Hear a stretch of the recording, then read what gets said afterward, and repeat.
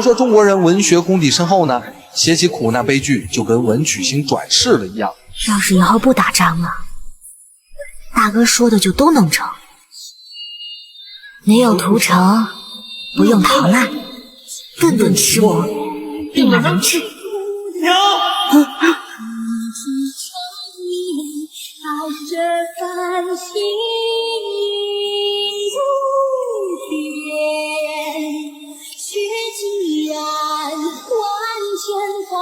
燕云16声里的龟奶奶是乱世底层小人物悲剧的极致缩影。开封的街头，年迈的她日复一日变着2文钱一个的草甸小乌龟，待人温柔和善，逢人便笑着祝福。如果有人购买，就会开心地说：“好玩啊，跟大家走了，我好日子去了。”她省吃俭用攒下1万铜钱，接近家人终会团圆。可温柔的表象之下，全是层层叠叠的谎言与破碎。原来丈夫早已死于战乱，参军的儿子战死沙场，就连那些年年未断的家书都是假的。她惦念的亲生女儿也是营营顶替的。这些年，她靠着选择性失忆自我救赎，抱着满是血泪的铜钱罐苟活。当铜钱散落之时，那些不同的年号，还是让龟奶奶被迫想起了那些尘封的记忆。不是天赋，天赋是老大上战场的钱，老大懵的时候送回来，老大不啊，老大。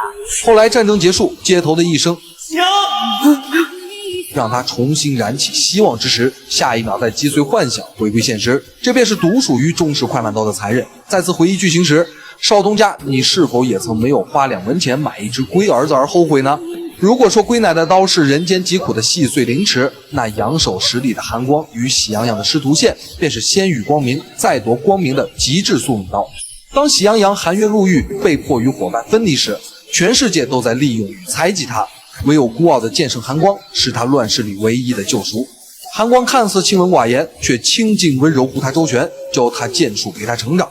明明不是父亲，却胜似父亲，用每一处细节弥补了喜羊羊那缺失的父爱，让他又变回了那个可以向长辈撒娇的小羊。师傅，别乱喊！我这样算是学会了吗？招式只是基础，掌握出手的时机才是关键。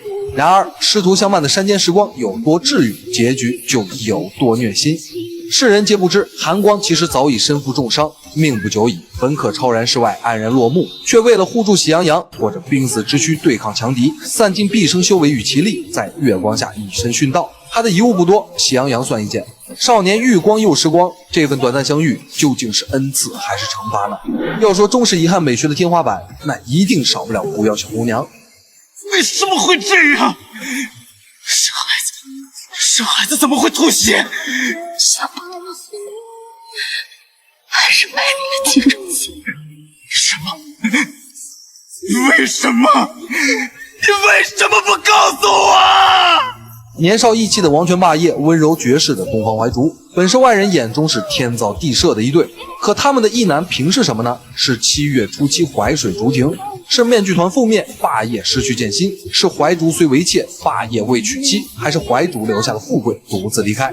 怀竹临终的那一句，我还有心，如果有一天威尔想起我，就放他走吧，一切永远不要放弃找回你的艰辛，因为我的意中人